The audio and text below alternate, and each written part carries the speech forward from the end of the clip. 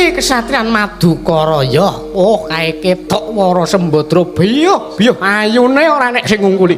Sapa sing mepalangi karepane Prabu Jayamurcita rawe-rawe rantes malang-malang putu brasta kabeh lho kemarat. Oh, ora pangling iki mesti Kakangne Sembadra. Ayo kowe wereku Dara. Wah, apa iki Prabu Jayamurcita? Dasar kepara nyata. Aku Nalendring Mlangkawati Prabu Jayamurcita. Aku bakal kepengin mengku garwa dening Wara Sembadra. Langka ana batange Werkudara. Oh, babu. Idak ndasmu moncrot getihmu. Oh, mati dening aku kowe Werkudara. Wah!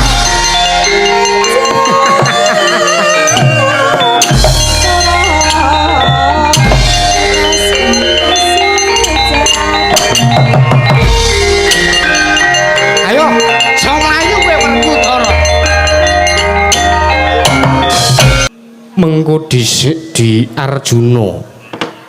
Sadurunge pun Kakang njaluk ngapura mbok menawa pun Kakang dianggep lancang kumawani munjuk atur marang Resa adiku Janaka.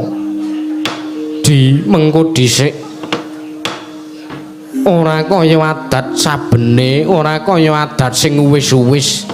Si Adi nganakake parepatan agung ing kesatrian Madukara iki beneh kelawan adat sing wis kelakon. Si Adi nglumpukke para kadang ing Ngamarta ing Ndarawati apa dene ing Mandura iki ana rembug apa di lan Si Adi bakal paring atur pangandikan apa marang ngersaning pun Kakang Puntadewa ing Ngamarta apa dene Kaka Prabu Kresna lan Kaka Prabu Baladewa marata gage. Si Adi ndak aturi matur sing tetela sing dadi gegayuhan lan rembug wigati nganakake pepanggihan parepatan ning pendopo kesatrian Madukara nglumpukke para kadang iki apa di Arjuna ya kadangipun Kakang Arjuna ya iki ana apa dina iki kok Si Adi nglumpukke pun Kakang ing Ndarawati Yayi Prabu Puntadewa apa dene Kaka Prabu Baladewa beda kelawan adat sing wis kelakon ning pendopo kesatrian Madukara iki ana apa Arjuna? Ya. Arjuna aja mung meneng bae. Ndak aturi matur, ndak aturi ngendika marang ngersanipun Kakang, mbok menawa pun Kakang bisa menehi go partikel. Babakan wigati sing dina sak mengko iki Si Adi nglumpukke para kadang. Arjuna, ya Janaka.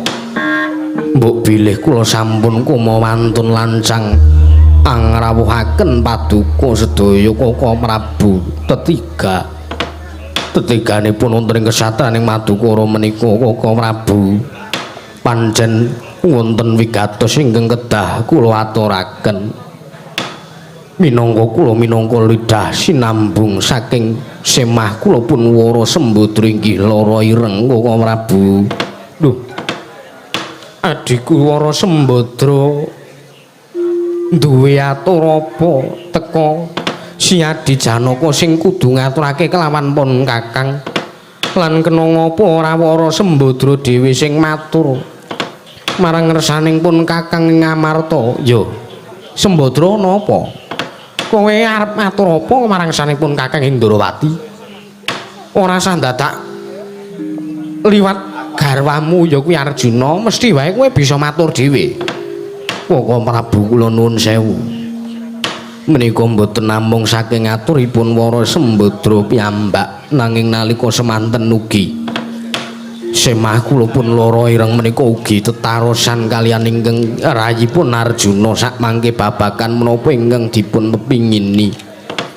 Inggih menika ingkang rayipun Arjuna kaliyan Wara Sembadra menika kula kepengin ngawontenaken upacara adat siraman dumateng pun semah kula pun Wara Sembadra ingkang sakmenika kandhutanipun semah kula pun Wara Sembadra sampun ngancik yuswa Sapta Candra lan ing sakmangke semah kula pun Wara Sembadra wonten wigatos piyambak ingkang badhe denaturaken piyambak marang ngersa paduka Kaka Prabu Puntadewa Kaka Prabu jagat dewa Bathara ya jagat pangestungkara ya Arjuna pun kakang wis bisa nampa kang dadi atur lan dawuh Siadi ya mung dina sakmengko yen to babagan upacara adat siraman Siadi bakal nyirami ya kuwi kelawan Wara Sembadra pun kakang mung bisa nayogyani lan namung jurung pamuji muga wae besok jabang bayi sing bakal dilairake dening Wara Sembadra bisa dadi anung tetungguling praja dadi bocah sing digadhang bisa mikul dhuwur mendem jero kelawan wong tuwa ya sepisan pun kakang welu mangayu bagya luwih dhisik di Arjuna yen to kandhutane Wara Sembadra wis ngancik Sapta Candra pun kakang melu mangayu bagya pun kakang melu seneng muga-muga wae besok jabang bayi sing dilairake dening Wara Sembadra nalika wis ndungkap dewasa bisa mikul dhuwur mendem jero kawan wong tuwa Arjuna ya pun kakang melu mangayu bagya melu seneng krungu ature Siadi Arjuna kandhutane Sembadra jare wis ngancik Sapta Candra kuwi berarti kurang 3 sasi meneh Sembadra lairan ya mung kari mengko Siadi Arjuna mung arep digawa menyang endi griya sakit ngendi sing bakal dienggo nglairake Wara Sembadra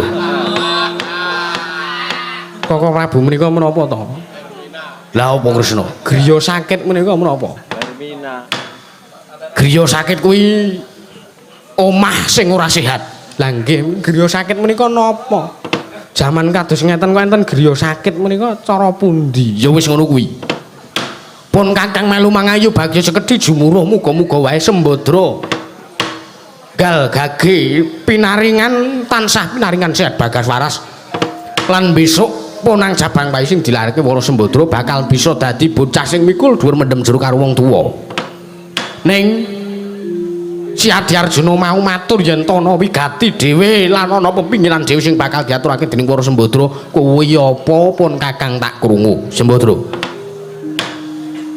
iya kakang Prabu Kakasana Pangeran Arjuna sadurunge aku njaluk ngapura iya garwaning pun kakang cah bagus kakang Prabu Yudhistira kepiye Wara Sembadra aku kepengin nganakake ya kuwi aku kepengin nganakake upacara adat siraman amarga kandhutanku iki wis ngancik yuswa Sapta Candra nanging dudu kok Pangeran Arjuna sing nyirami kelawan aku nanging aku njaluk supayane Kakang Jodipati ing tunggul pawenang ya Kakang Werkudara sing nyirami karo aku Kakang Jagadéwa Bathara Sembadra ya yen to mung babagan perkara kuwi pun Kakang bisa nayogyani nanging kena ngapa sababe kok Siadi kepengin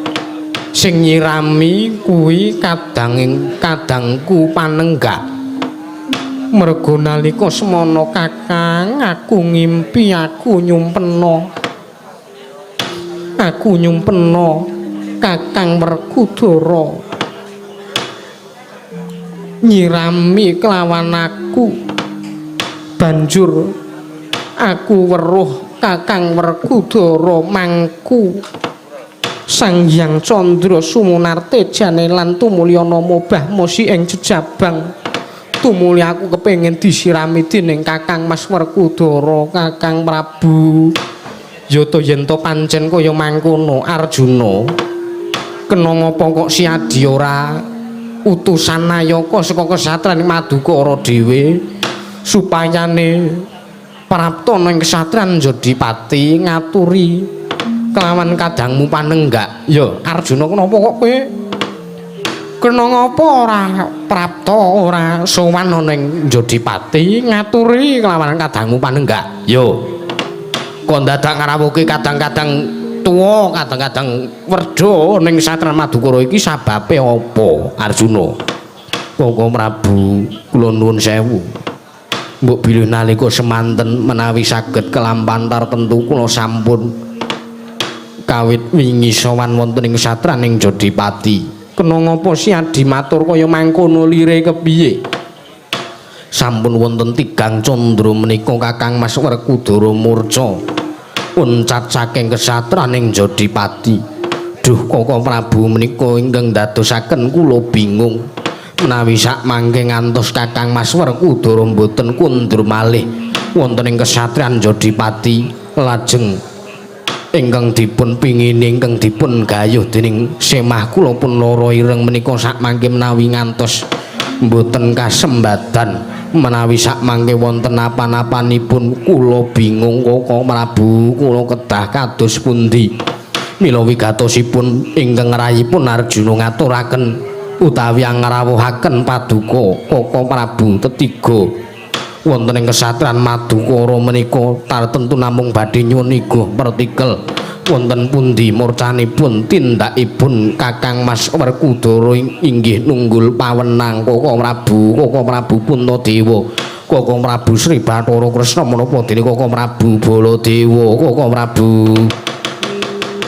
nun mangke Koko Prabu Kresna dereng ngantos pun anggen kula matur marang ngersa jengandika Koko Prabu tetiga kula kinten menawi wonten Panakawan Bagong ingkang sowan wonten ing mriki katitik sampun wonten tigang dinten menika kula dereng paring arta kalian pun Panakawan Bagong. Lah rak kuwi to wong nek Bagong biasane sok njaluk ki mau diage menehi Si Adi murah diage maringi. Nanging kok malah pun Kakang Nyawang iki ana sawijining nalendra saka tlatah Sabrang yen to dititik saka busanane iki nalendra sing sugih mblegedhu brewu, sugih bondo, sugih bandu. Inggih Koko Prabu, ora sasuwe-suwe mara diage katimbalana mbok menawa nalendra iki ngemu werdi wigati sing bakal diaturake marang ngersaning Si Adi Arjuna. Inggih Koko Prabu, lenggah ingkang sekeca. Yo kaya wis ora kurang prayoga. Kisana kula nuwun sewu sak rawuh paduka damel kagiat ingkang abdi pun Arjuna panjenengan menika nalendra saking pundi Kisana lan sinten jejulukipun Kisana? Biya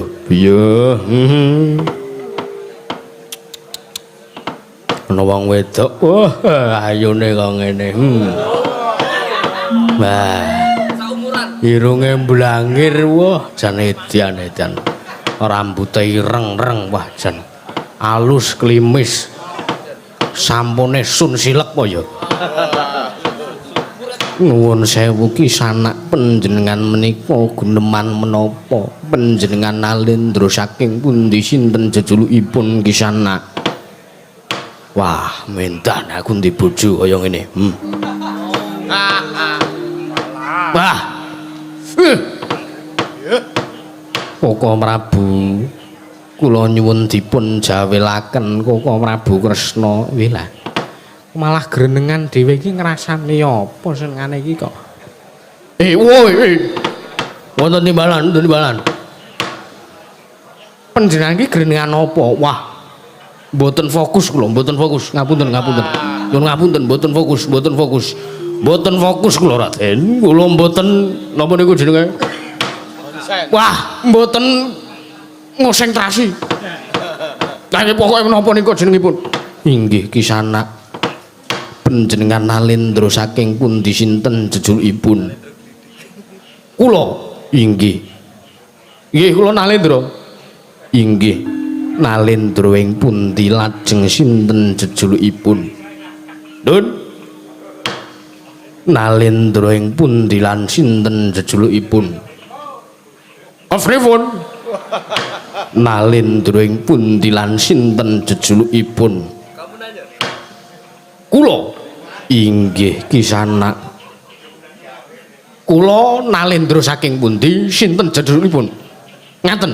Inggih Kisana. Panjenengan menika nalendra saking pundi sinten jejulukipun? Alah salah. Kamu nanya. Ora iki nalendra kok seret bae iki. Bahasane awur-awuran.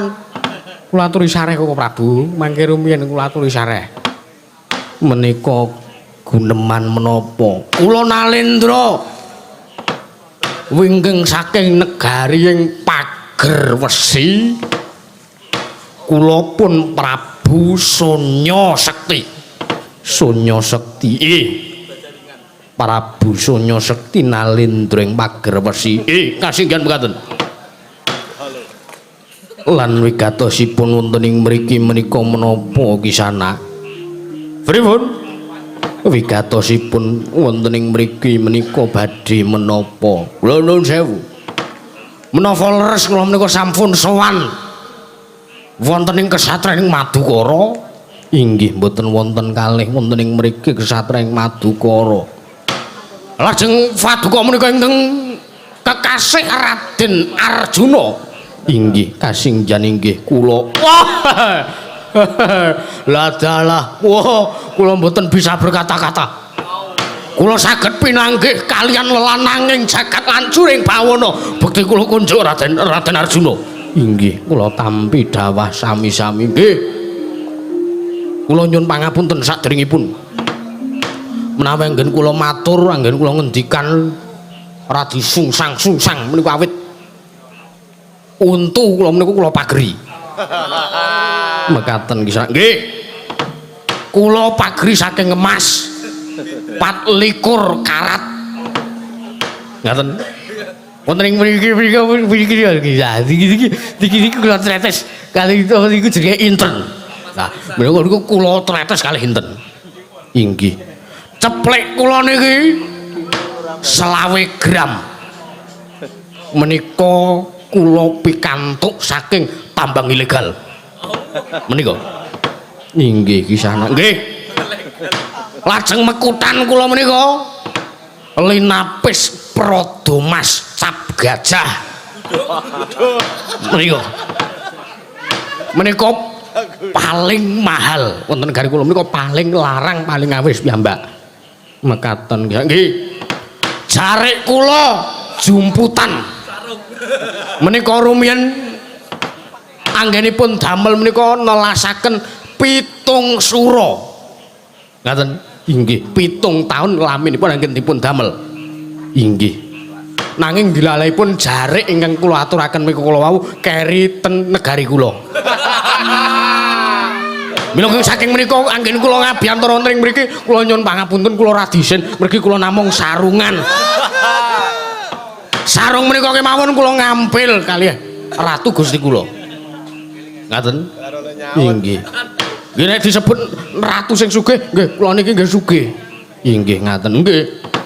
Lajeng Blaka Suta prakutang terus kurang kemawon cekak aos kula badhe matur marang sujengandika Raden Janaka ing Madukara.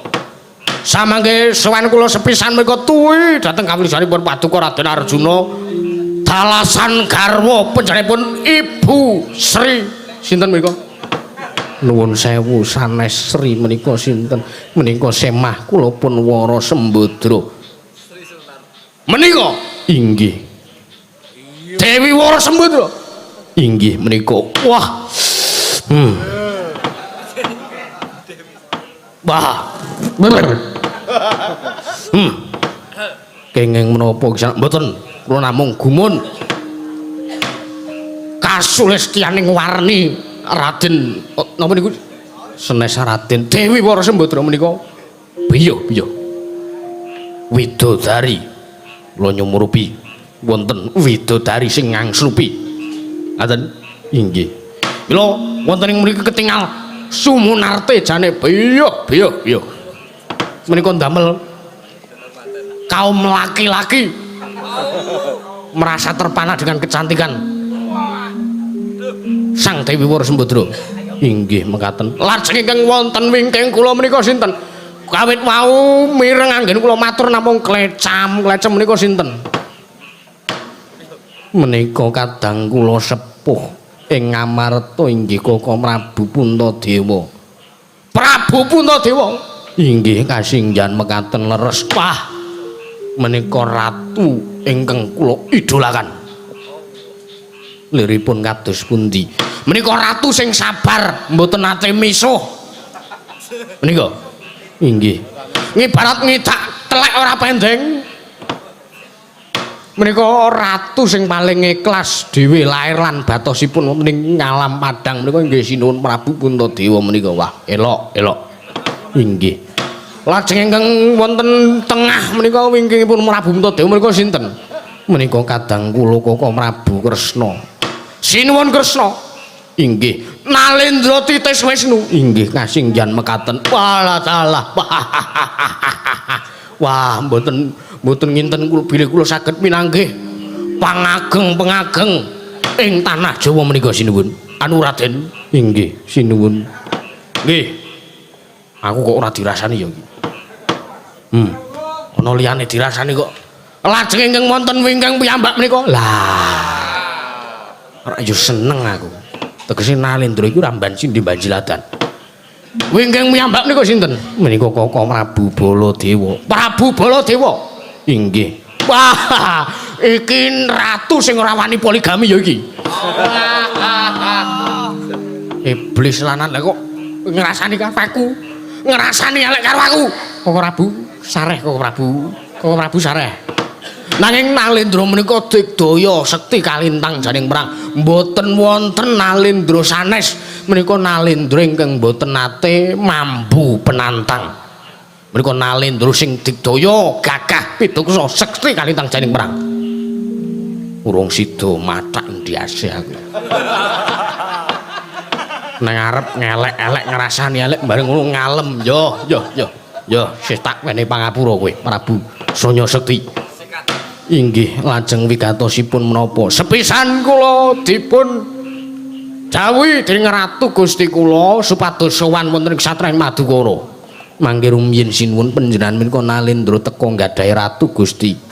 Ateges negari Paduka ing pager wesi menika negari jajahan. Mboten negari jajahan, negari kula menika merdika. Negari kula menika mukti piyambak awit saking regemanipun Prabu Sanya Sekti menika.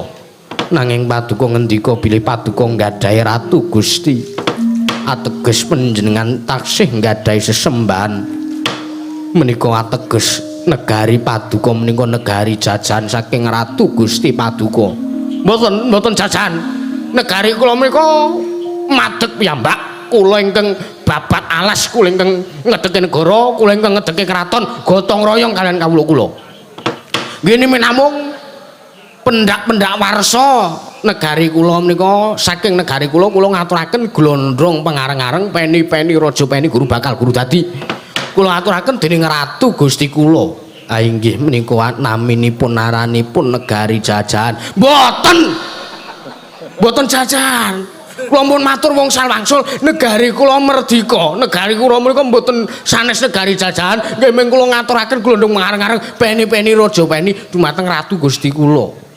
Ngaten niku lho, sanes kok negari jajahan. Negari kula menika mukti piyambak ngedeke gendera dhewe. Ngaten niku lho. Inggih sampun sak kersa Paduka anggenipun badhe mestani. Lah iki sowan kula dipun utus dening ratu Gusti kula menika supados kula ngaturaken wujuding nawala. Nanging sakmenika malah dipun aturaken dening Kang Abdi awit pancen wonten wigatos kula menika ngemban dawuh saking ratu Gusti kula Prabu Jaya Mursita. Mila kang saking menika Paduka kula aturi nampi wujuding nawala saking ratu Gusti kula katampiya marang ngersa Paduka Sang Raden Arjuna Raden. Inggih monggo kula aturi maringaken wujuding nawala mangersanipun ingkang abdi pun Janaka Kisana.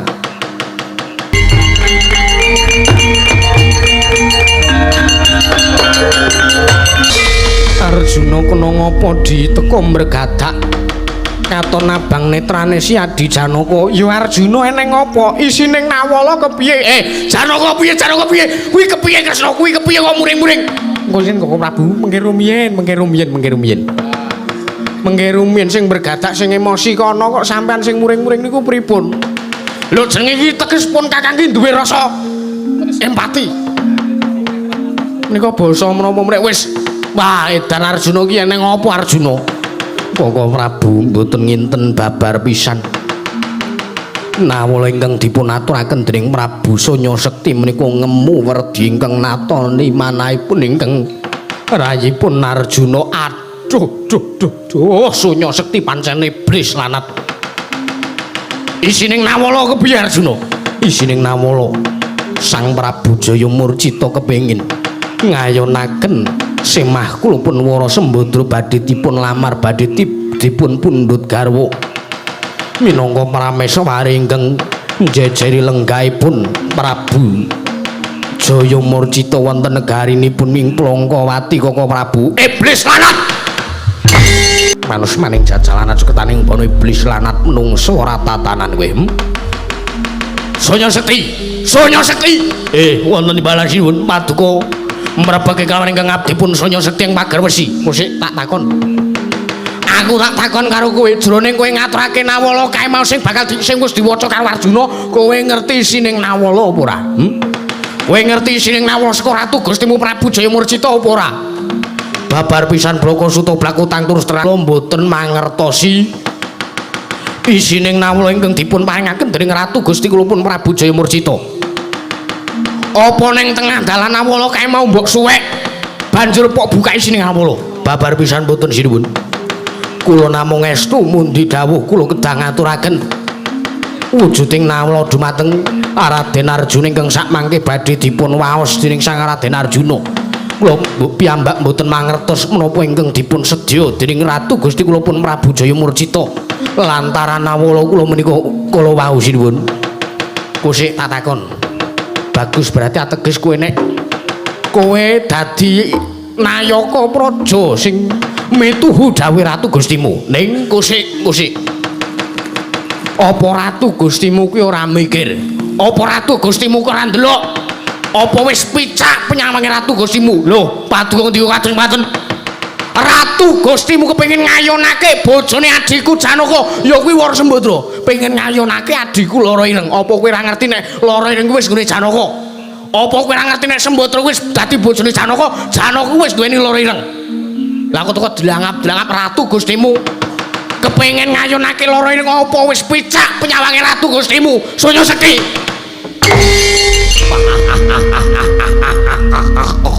Wah, radalah. Jebul tinuwun Ratu Gustiku uga ngayu kepengin ngayonake Dewi Wara Sembadra ya, jebul ora mung aku sing seneng ya. Ben saingan karo Ratu Gustiku dhewe ora masalah. Sing penting kowe Prabu Baladewa ning ngasih aku, ngasih kowe ora menehake Dewi Wara Sembadra bakal tak boyong negarane Ratu Gustiku Prabu Jaya Murcita. Bakal diwengku garwa dening Ratu Gustiku Prabu Jaya Murcita takon don satran madu ora bumi angus. Hei! Manus maning jajalan cetane bana iblis lanat. Hei, Sanya Sekti. Latala sinuwun.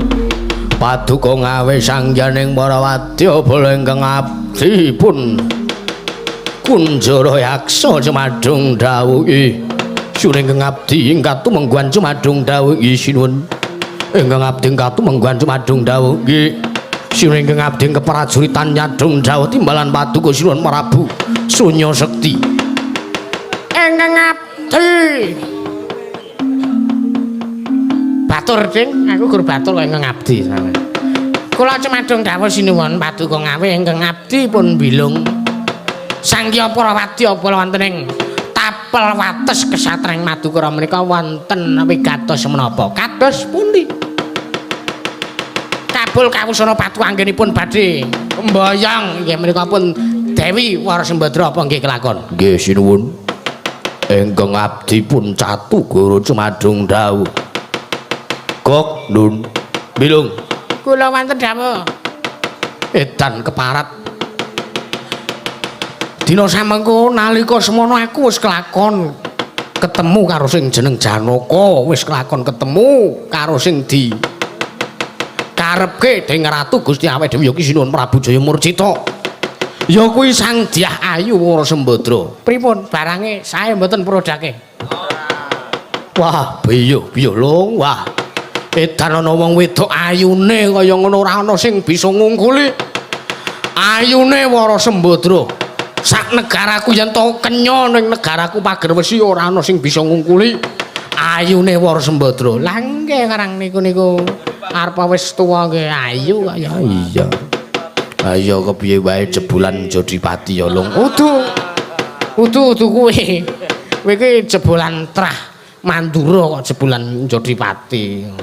Seje nek sing apa jenenge jebolan Jodipati ki sing karo kowe. Ha iya. Iya, lan nek sing karo kowe. Karo aku ya jebolan Jodipati juga. Yo. Ya karepe arep seneng ning kok malah keplok ngono tok ya wis ora. Iya. Aku sesuk rencana arep merono. Iya. Arep merono. Ning karepe iki aku gur arep sedilit kok rono iki gur arep sedilit. Arep ngopo? Ya gur njaluk segar lawuhe wis. Kowe iki seneng kamu sok kaya ngono. Weh karang wong ya sing jeneng kenalan iki ya. Ning malah rikala semono bapak anglayoni jujulan usuli. Prabu Baladewa muring-muring karo aku wis tak tantang sisan. Sampeyan niku? Iya. Sampeyan niku nantang Sinun Baladewa? Iya. Elok sampeyan.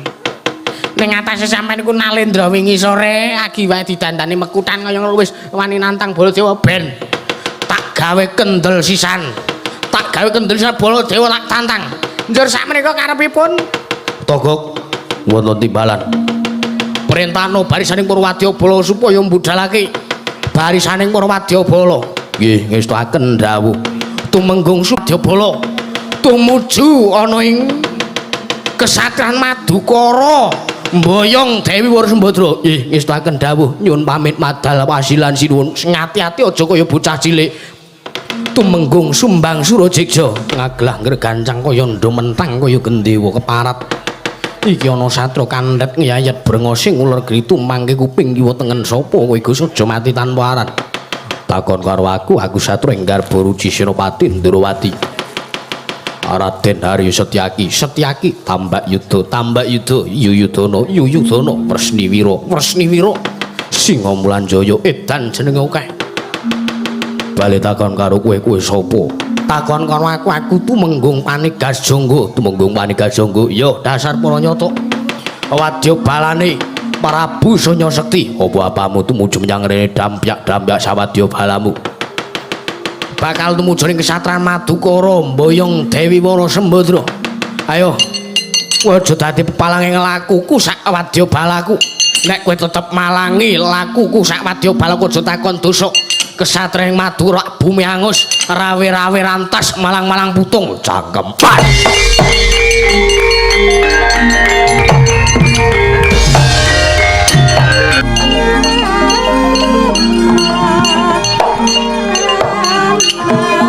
Oh, jar. Menteleng kaya bianteng kowe. Oh. Oh. Oh. Jar. Oh. Mut. Bang. Waduh. Mut. Bang.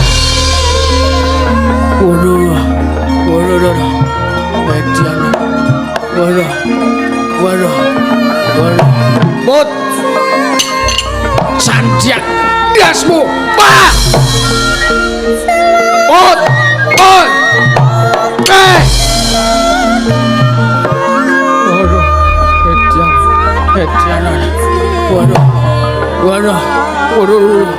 Waduh. Mut. Oh!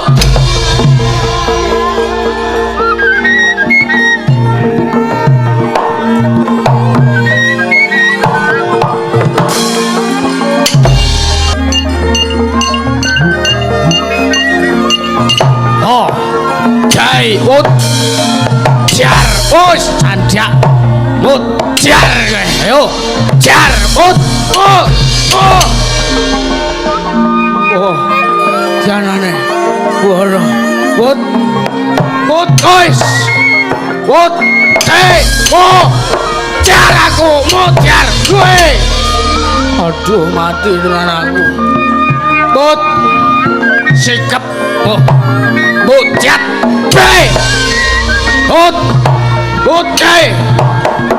Put. Put. Woi. Hei. Ah. Woi. Put. Woi. Woi. Ah.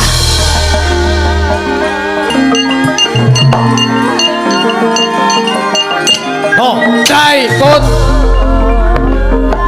Put, Jai, Put. Put. Put. Ah. Mati aku aja. Aduh. Aduh. Aduh. Jai. Put, Put, Put.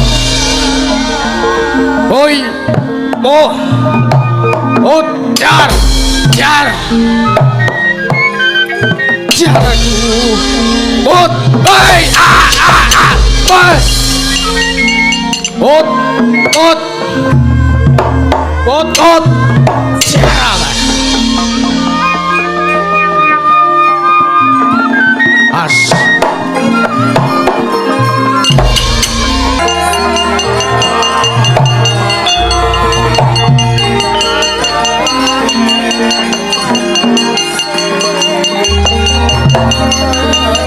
Bút, bút. Oh, đây bút.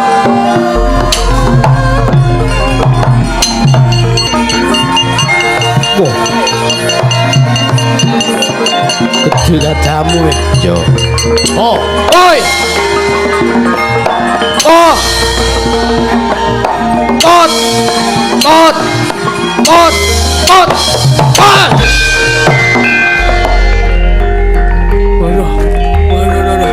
Waduh. Bang! Ah! Dur.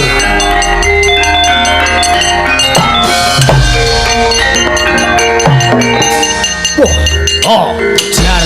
Oh, jar. Oh. Ot, boy. Ot. Oh. Boy. Ot. Ot.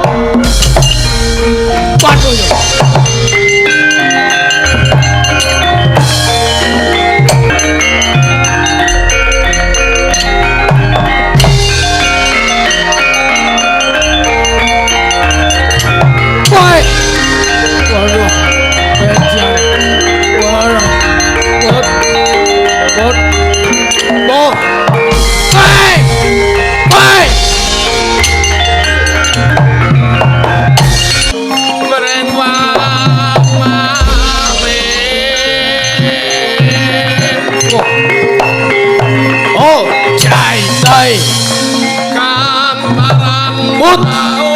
Edian. Oh. Kok iso meneng? Ana wong sing lena prapta.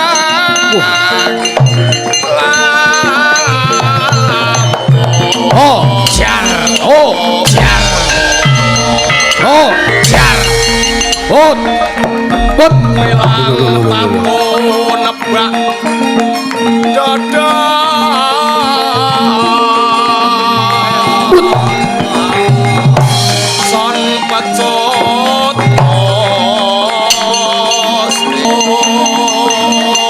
Ois, ot, ot, yo, oi,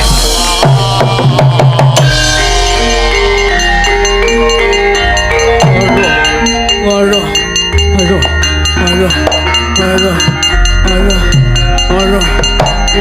sepur melonyo.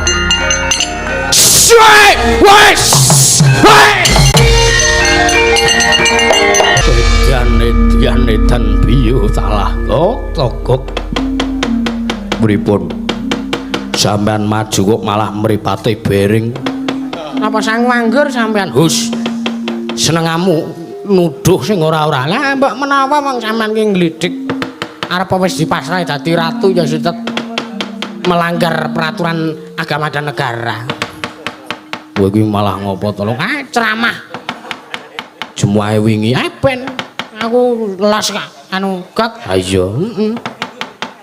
Sing penting Piye? sing penting ki nek arep ngono ki ora usah ngomong-ngomong. Iya. Pripun sampean kabul kawusanane teng Kasatran Madukara entuk napa mboten? Rak. Wah, edan malah aku ketemu satriya delesap-delesep ning nggon lemah. Tak antem ora dirasake bareng keri dhewe kono mbal sak sembur mataku, Gok. Waduh iki perih, Gok. Tulung, Gok. Lah mila niku Raden Antareja. Antareja. Nggih. Niku anak Raden Werkudara.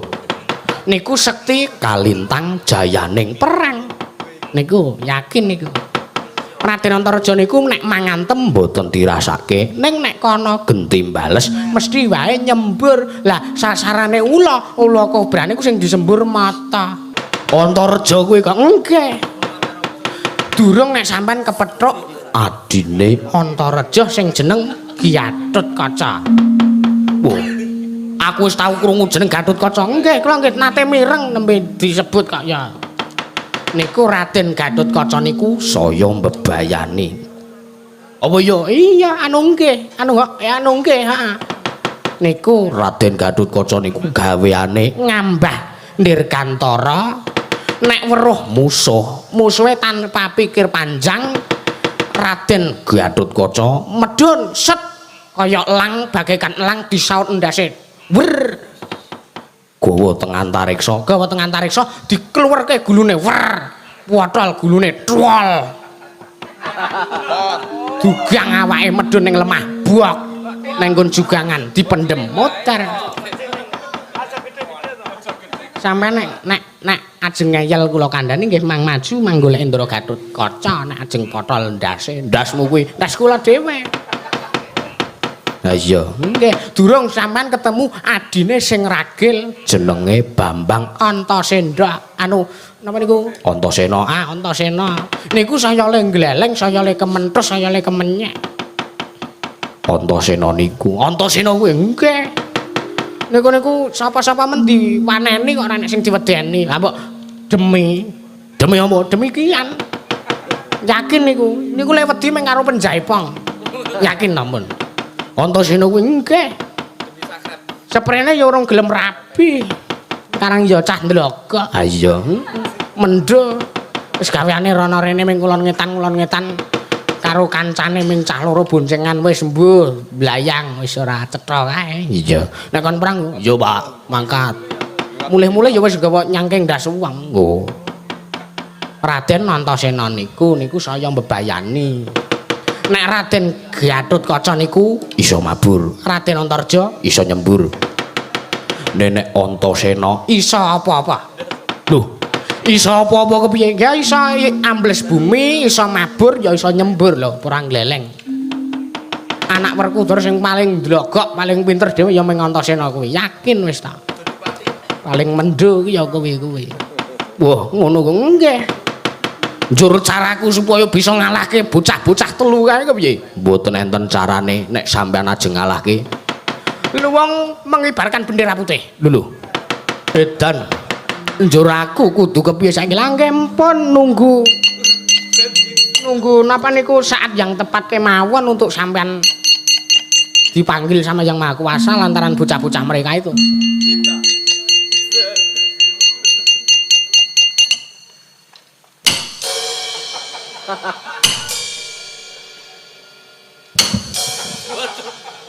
Ya, kayak gendrone iki kae. Ha iki pimpinan wis anggere wis karo kae iki wis mlaku-mlaku ning jakal kono iki weruh kirek ning dan kok bandem tuwok ndase. Golek bagor tutuke kaing ngono terus urunan doan. Wene kok gremane ngene kene kok. Kowe iki soalmu kaya ngono lho. Nggih. Nah, makane niku nek sampean ajeng maju mungsuh anak-anak Pandhawa, mungsuh anak-anak Werkudara niku tangeh lamun kelakone cepak wurunge. Ngono ya kok. Ngono.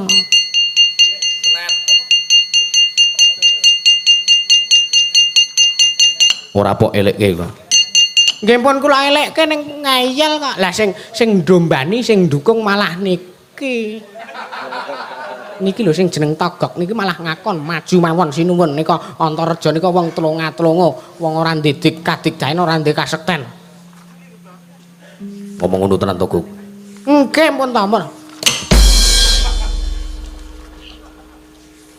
Pun selat mawon batako. Kula ora to? Ora. Nah kula niku ora mbelani nika. Janji kowe mbelani iki tak Patakan nggih. Mbelani yo ben. Ngono ora. Waduh, puyeng ndas kulung. Nang kene iku lagi wae to niku. Niki sing belani niki sing belani niki.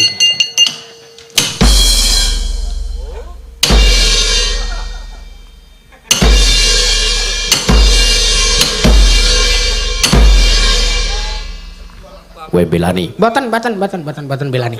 Mboten belani.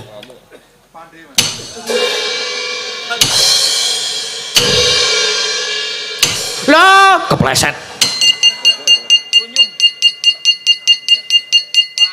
Gok, pripun? sekelingan aku ra, Gok. Tesih. Memang ngelekke iki apa piye? Mboten.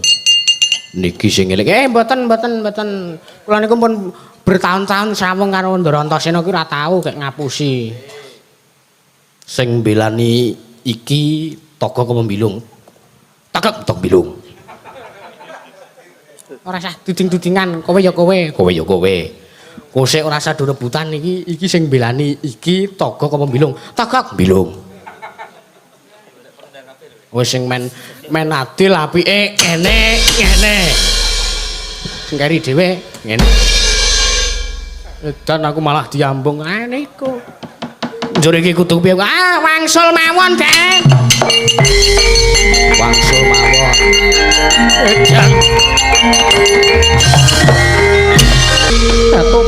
Bat sudi selikur dina. Mula togake kanyangan dandang mangure panes kahanane jebul anakku ora mangling iki kala durgangsa nggih anakku bocah bagus. Kowe ngabiyantara ana ngersaning ibumu apa kowe njaluk mangan apa kowe duwe gegayuhan liyane nggih kala durgangsa? Aduh Kanjeng Ibu. Sewu-sewu kalebatanipun ingkang putra pun kala durgangsa kula nyuwun pangapunten krana sak mangke kula kumawantun Cumandraka. Matur kelawan jengandika Kanjeng Ibu Betari Durga. Ya ora dadi ngopo nggih marata gage kita matur kawan pun Ibu. Yen to pancen kita duweni gegayuhan. Nggih pun Ibu. Estunipun kula menika anggadhahi gegayuhan. Awit kula mireng kabar bilih Jawata badhe matedaken kanugrahan ingkang winastan inggih menika pun Wahyu Widayat. Bini sepuh para bini sepuh kathah ingkang ngendikaken sinten to ingkang keduga saged anggaya wujuding Wahyu Widayat menika badhe pinardawa kamulyanipun sak tedhak turunipun bakal dados nalendra. Milongkang saking menika Kanjeng Ibu kula badhe ngemis dumateng paduka. Lila lan kersa paduka anggayaken Wahyu Widayat kagem ingkang putra pun kala durgangsa Ibu Betari Durga. Tobat ora nduga mono babar pisan yen to aku dhewe uga krungu kabar yen to Sang Hyang Manikmaya bakal matedhake kanugrahan kengaran Wahyu Widayat ya nggih kala durgangsa. Nek pancen kaya ngono kang dadi gegayuhanmu lan kuwi sing mbok pingini. Apa to sing ora bakal kelakon kanggone anake Betari Durga? Kala durgangsa sing paling tak tresnani Menawi mekaten paduka nayogyane gegayuhan kula lan sakanggayuhaken Wahyu Widayat Kanjeng Ibu. Iya. Blaka sutapun Ibu sagun nggih. Ning bola-bali wong sing kepengin nggayuh kanugrahan kuwi ora kena mung gur njagake, nanging uga kudu mbudidaya lan ngupadi dhewe kanggo ngekelake batin lan lahir nggih. Inggih sendika dawuh Kanjeng Ibu. Lajeng sak mangke kepareng paduka badhe kados pundi? Ora usah suwe-suwe. Aku tak suwan marang ngersaning Hyang Pikulun Manikmaya bakal tak suwun wujuding Wahyu Widayat. Banjur matedhak ngemung jiwa ragamu nggih kala durgangsa. Wah inggih. nderaken jengkar paduka ngatos-atos Kanjeng Ibu yo sing mayekno ngati-ati lho Ngger.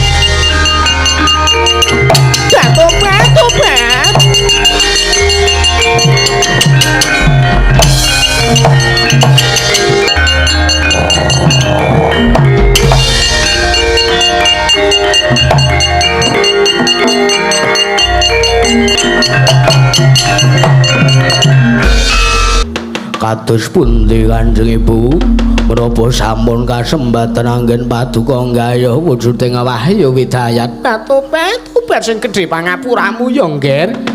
Pun Ibu ora bisa nggayuhke Wahyu Widayat.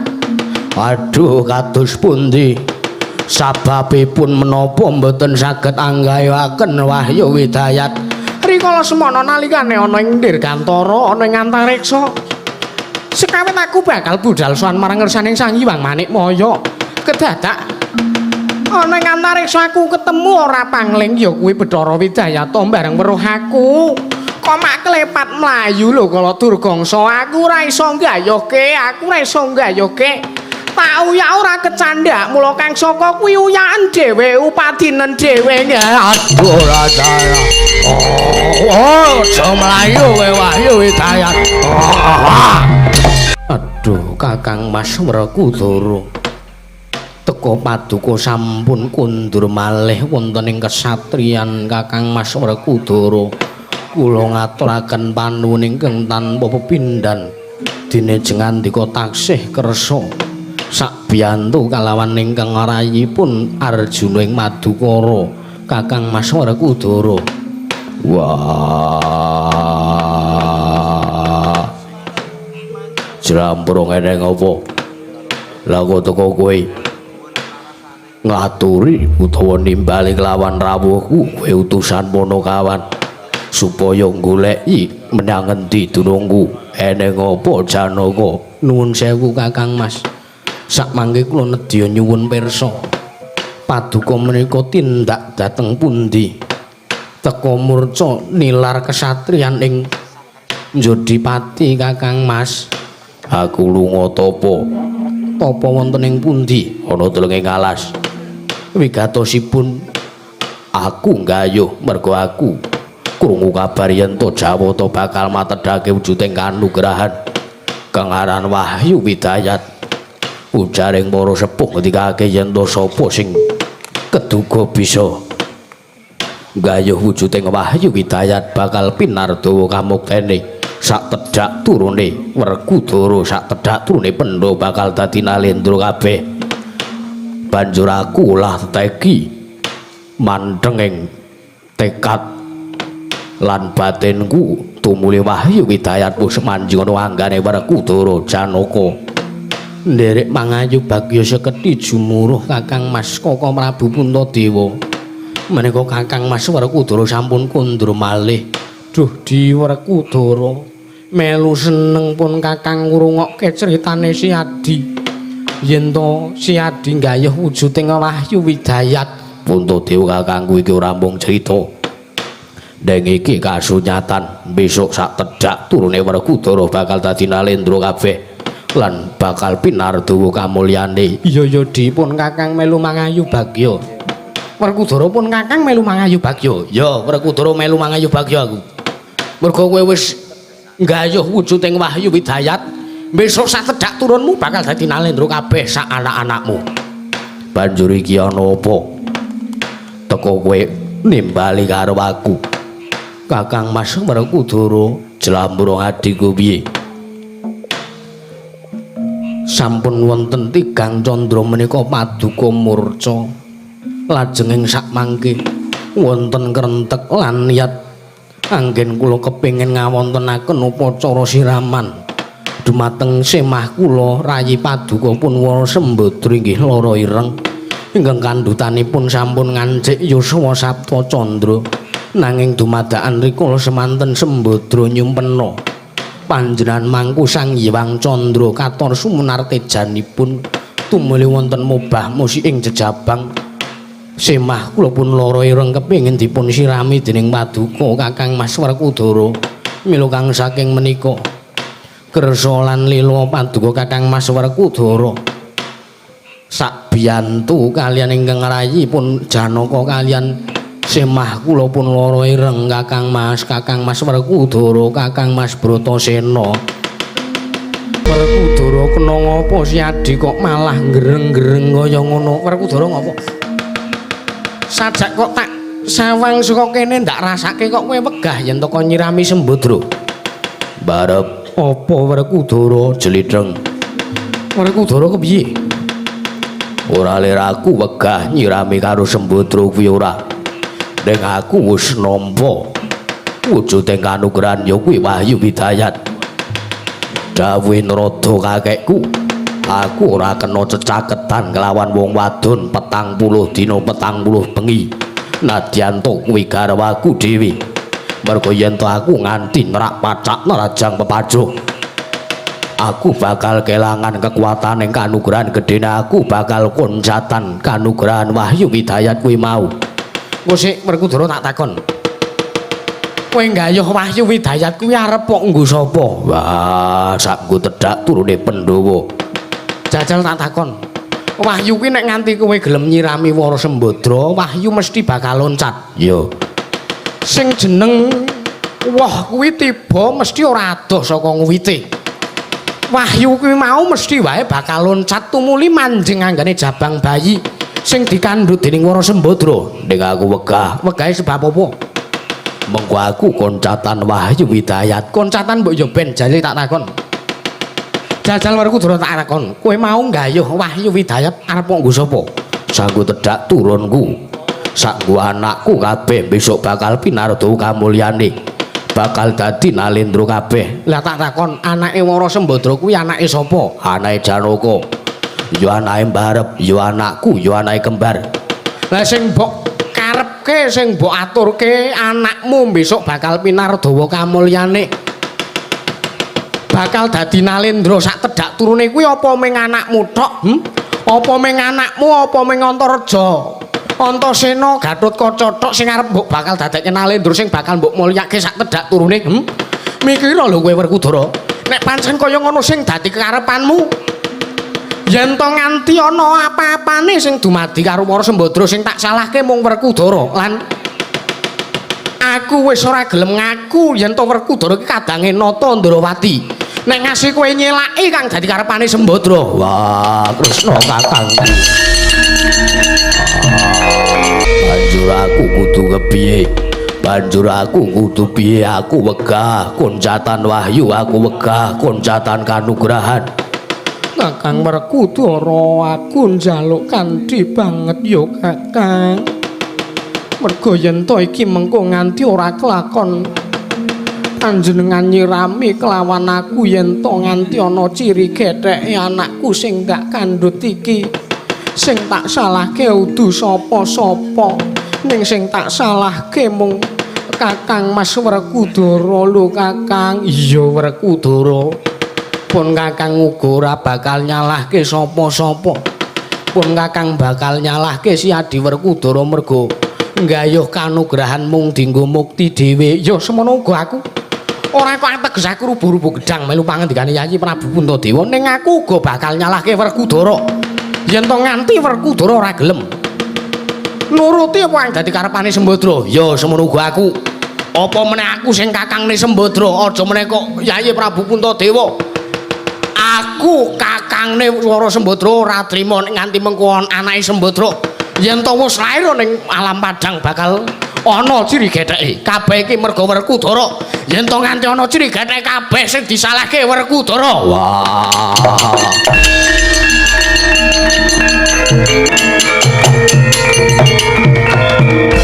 wah Sembadra Werkudara yen to pancen kaya mangkono kekarepanmu ya aku gelem nyirami kowe. Alhamdulillah, Gong. Ndara Werkudara gelem nyirami Ndara Sembadra. Maplong ta, maplong aku ket mau ndelik ning kene iki lho. Senengane aku gak ketok ndak ngregeti kelir. Iya. Alhamdulillah delok ya. Ayo ndelok le ngadusi. Kaku. Aku roh niat atimu, aku roh niatamu. Tapian kok ya to. Iya, percuma. Iya. Wong mitone iku mesti tapian ora mungkin gek bledrung ngono ora mungkin ya. Iya. Wis ana ya ora ngeplake. Mangkel aku nane. Iya. Lho ndi wong. Wis ora nang. Iya. Heeh, sedang matur sembah nuwun Kakang Mas Werkudara Maratadyagi. Cawisna banyu pitung Hirmawar pitung jembangan aku sing saguh nyirami karo para Sembadra. Sumawi sampun kula cawisaken Kakang Mas Werkudara. Wah, Caraka anakmu wis lair. Aduh Kakang Mas, kula ngaturaken panuwun anakku, nggih anakku bocah bagus. Arjuna pun Kakang melu mangayu bagya dene wis kelakon lairat majane adiku Wara Sembadra. Pajan anake Arjuna ya pantes wae mbranyak masemone. Wah, padha karo bapakne Wedyan. Edan anake Janaka baguse kaya bapakne. Wah. Truk, mangsamu bagus apa ora? Ora, biasa wae. Padha biasa wae. Untune ora dok merangos. Hus. Ora kena ngono kuwi anake bentur iki benturane dulu kok. Lah ndang aku mung ngomong ora kena ngono kuwi menghina fisik ngono kuwi ndak boleh. Ben sak karepku. Kowe iki nek diomongi mung ban-ben ngono sak gelem itu. Jelamprong wonten timbalan gandeng sing wis gawe srana laire jabang bayi iki aku. Mula tata lair iki bocah iki pancen bener anake Janaka nanging tata batin iki dadi anake Werkudara. Aduh Kakang Mas, aduh lelapan kula sak mangke Kakang Mas. Aduh kok Prabu kados pundi lelapan kula sak mangke kula badhe kecalan kalian anak kula menika Koko Prabu. Werkudara ki kepiye to Di? Teko kok duwe pambegan kaya ngono. Werkudara ki kepiye to jane? Kuwi ki anake Janaka lho. Kuwi anake Janaka arep aku anak ki karepe kepiye? Ya kuwi kepiye karepe kuwi? Werkudara mbok yo ora kaya ngono kuwi mbok ramban cindhe banci ladan. Kuwi anake Janaka cetha anake Janaka lha kok arep tata lair anake Janaka ning tata batin anake Werkudara kuwi werdine kepiye? Gelem ya ora ya wis bocah iki bakal lak pateni.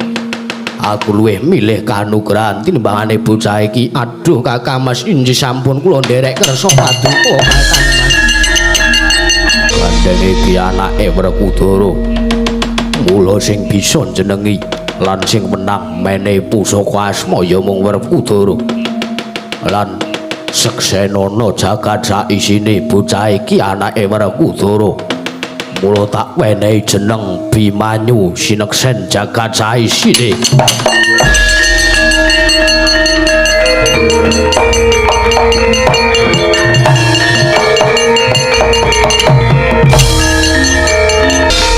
Anakku nggih Abimanyu. Aduh bagus anakku Abimanyu. Gong. Kowe ngopo ning ngono ki? Rasa nguyuh terus. Celengak-celenguk. Ayo ngene iki. Kamar mandine adoh apa le, Pak? Hah. Iki ning botol iki. Ha iki botol. Oh sedeng. Ngono ora. Ayo wis anune penting ki alah. Wis uyuh ki kene wae. Wah, edan Werkudara kok teko ndi pambegan kowe? Kok Prabu sampun. Arjuna piyambak ugi sampun ikhlas kok. Wah, Jlamprong iki anakku lan anakmu Abimanyu. Bocah iki uga besok sing bakal dadi sak tedhak turune Abimanyu bakal pinardawa kamulyane. Bakal dadi Nalendra kabeh. Oh, ketiwasan Ndara. Wah.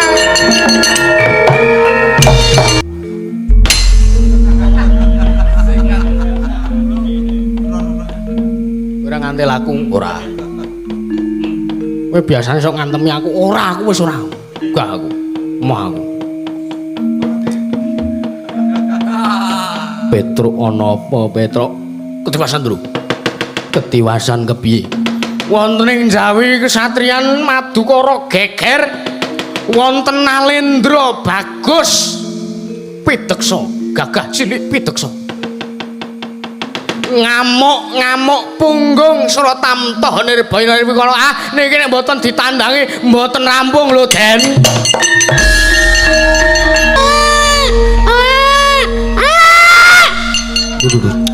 Iki bocah kok nangis-nangis wae to. Yo, mbok ya disusoni neh. Petruk ora edan. Duh, iki kok nangis wae. Cup. Saya tak lilingi ya. Nah ini kowe arep ndelok apaan mboten silup. Lho. Ngedan malah wedi karo aku ya padake. Niku pripun kala mbok disusoni mumpung kula teng mriki. Cilik ora sadelok. Lambemu ora. Wah tenan diomongi kok mbok disusoni. Alah padha wae sing aku. Alah niki pripun sinuwun Petruk? Nun. Bocah kuwi susulna bapakne melu perang. Nggih. Mriki, tak kudang melu bapakmu le. Amit Ndara.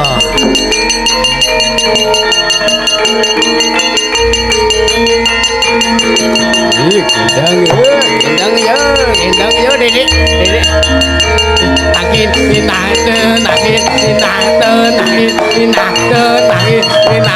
Takin. Oh, lah salah. Oh, iki kesatriyan Madukara ya. Oh, kae ketok Wara Sembadra biyo ayune ora nek sing ngungkuli. Sapa sing mepalangi karepane Prabu Jayamurcita rawe-rawe rantes malang-malang putu brasta kabeh lho kemarat. Oh.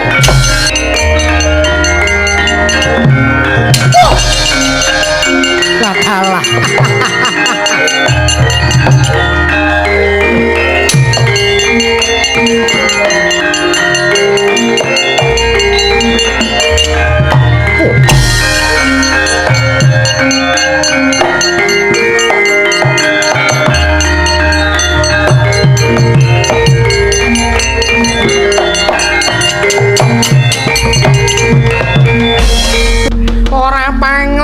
Mesti Kakangne Sembadra, ayo kowe wereku Dara. Wah, apa iki Prabu Jayamurcita? Dasar kepara nyata. Aku Nalendra Mlangkawati Prabu Jayamurcita, ayo. Aku bakal kepengin mengku garwa dening Wara Sembadra. Langkaana badange wereku Dara. Wah, babu. Idak ndasmu moncrot getihmu. Wah, mati dening aku kowe wereku Dara.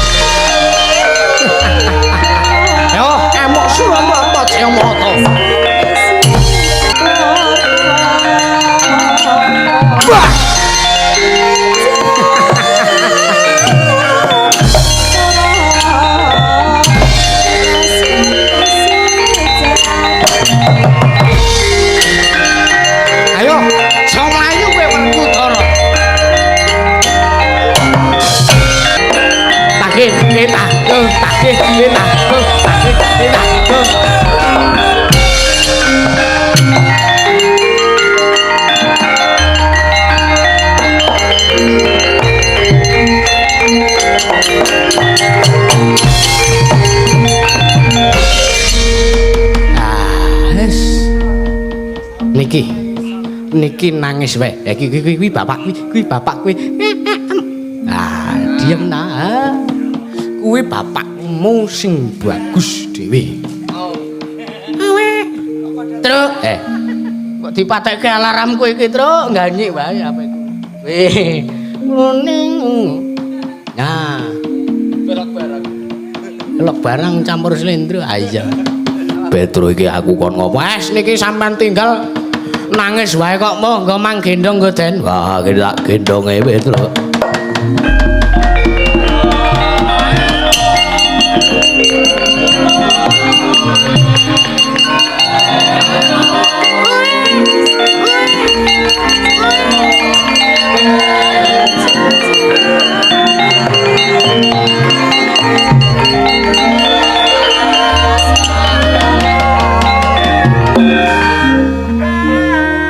Ginendong dening Sang Werkudara.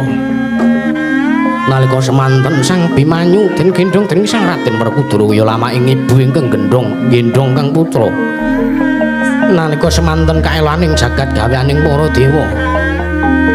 Sang Abimanyu krekel-krekel angupaya payudaraning Sang Werkudara. Sang saya elok ingkang lumadi wonten ing jagat. Payudaraning Sang Werkudara ketingal kopek kaya dene sawijining wanita.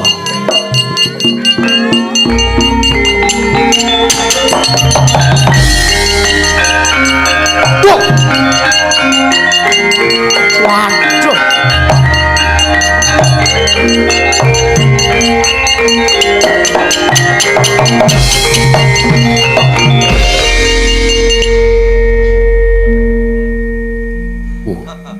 Kok iso ngono ya? Meneng Petro. Kok iso njur ngenyot ngono kepiye ya iso. Niku sing sisih tesih selo niku mbok nggih kula. Dapurmu.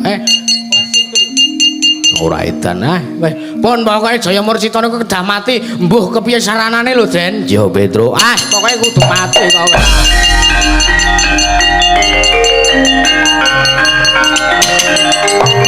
Oh, edan.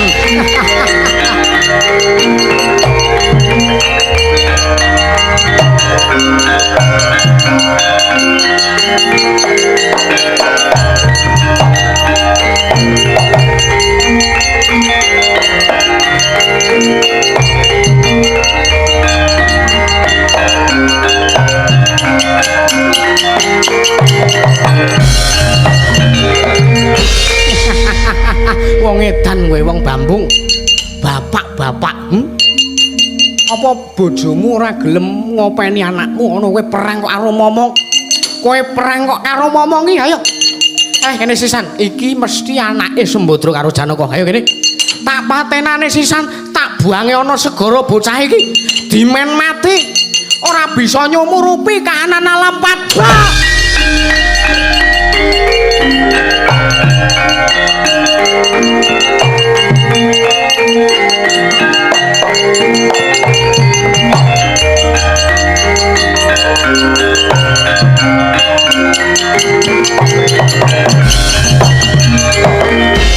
Pecah gelasah kasulayan pecah mestakaning Sang Prabu Jaya Murcita. Kinepruk mawi Sang Abimanyu kaelaning jagat gaweaning para dewa. Manjing angganing Sang Abimanyu nambahe kekiyataning lair lan batos Sang Prabu Jaya Murcita.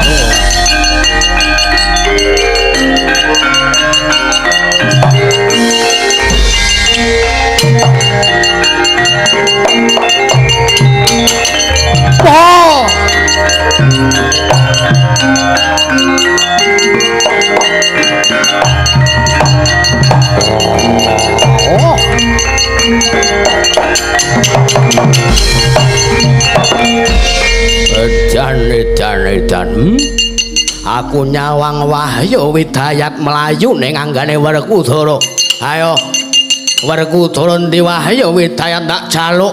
Wahyu Widayat tak jaluk aja takon doa. Oh, tak gawe Karang Abang Madukara. Tak gawe Karang Abang Jodipati. Wah, kala Durgangsa. Kowe arep njaluk Wahyu Widayat langka ana bathange Werkudara.